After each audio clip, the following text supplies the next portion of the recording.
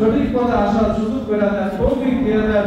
আল্লাহ আল্লাহ আপনি এদের ব্যাপারে যথেষ্ট হয়ে যান।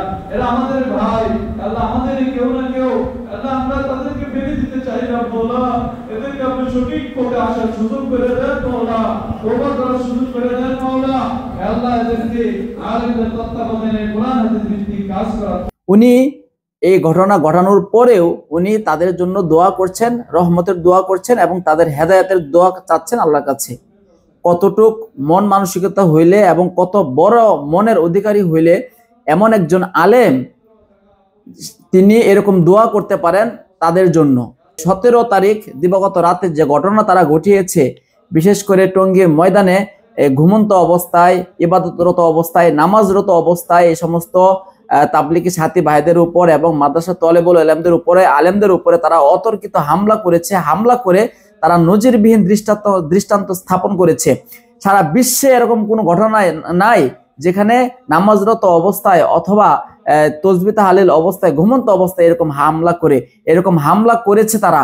এরপরেও তাদের হেদায়েতের জন্য তারা যেন আবার উলামা একরামের নেতৃত্বে আসে, উলামা একরামের সাথে আসে, কোরআন সুন্নাহ অনুযায়ী যেন তাদের জীবন যাপন চলে, কোনো ব্যক্তির পূজা যেন না করে কোনো ব্যক্তির পূজা।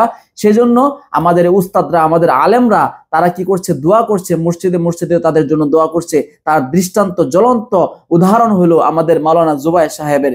দেখেন উনি গত জুমায় উনি কত সুন্দর করে চোখ থেকে পানি বের করে হাজার হাজার মুসল্লিদেরকে নিয়ে উনি তাদের জন্য দোয়া করেছে, তারা যেন সঠিক পথে ফিরে আসে, তারাও আমাদের ভাই, তারাও আমাদের দিনী ভাই। এই কথাগুলো উনি দোয়ার মধ্যে আল্লাহর কাছে রুনাজারি করেছেন। এরপর তাদের জন্য, তাদের হেদায়েতের জন্য আল্লাহর কাছে আমরা সবাই মিলে, আমিও সেই দোয়াতে অংশগ্রহণ করেছিলাম, আমিও সেই দোয়াতে ছিলাম, আমরা সবাই মিলে তাদের হেদায়েতের জন্য দোয়া করেছি যেন কোনো ধরনের ব্যক্তি পূজা না করে তারা জাহান্নামের দিকে না যায়। হয়তো তারা এটা না বুঝে করছে, আবার অনেকে বুঝে করছে।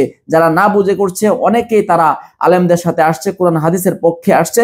আর যারা এটা বুঝে করছে, তেরামি করছে, যাদের অন্তরের মধ্যে আল্লাহ তাআলা মোহর মেরে দিয়েছে, তারা এখনো পর্যন্ত তাদের হালতের মধ্যে বহাল আছে। তারা কোন সাহসে বিশেষ করে আজকে একটা নিউজ তারা করেছে এবং সাংবাদিক সম্মেলন করেছে, সেখানে তারা নাম দিয়েছে সচেতন ছাত্র সমাজ। কওমি অঙ্গনের আবার সচেতন ছাত্র সমাজ নাম দিয়ে তারা সাংবাদিক সম্মেলন করেছে এবং তারা উদারত আহ্বান জানিয়েছে সরকারের কাছে যেন দুই পক্ষ বসে এটা সুন্দর সমাধান করে এবং দুই পক্ষের কথা শুনে সরকার যেন এটা সমাধান করে। দুই পক্ষের কথা এখানে আসবে কেন? দুই পক্ষের কথা এখন তারা কোন সাহসে বলে, কোন সাহস নিয়ে তারা দুই পক্ষের কথা বলে যে আবার এটা সমাধান করা যায় কিনা, আবার করা যায় কিনা। আবার এটা তাদের মানে আগের দিনগুলো বা আগে তারা যেভাবে তাবলীগ করতো, আর আগে যেমন তাদেরকে সময় দেওয়া হতো, তারা আবার আগে ইজতেমা করতো, এরকম সময়গুলো তারা চাচ্ছে এটা পরামর্শ সাপেক্ষে। এই পরামর্শটা তোমাদের আগে কোথায় ছিল? 17 তারিখ দিবাগত রাতে হামলা করার আগে যদি তোমরা বসতা উলামা একরামের সাথে, উলামা একরাম বার তোমাদেরকে ডেকেছে, তোমরা আসো নাই এবং এটা সমাধানের জন্য তোমরা বসো নাই। যদি বসতা তাহলে এই ঘটনা ঘটতো না।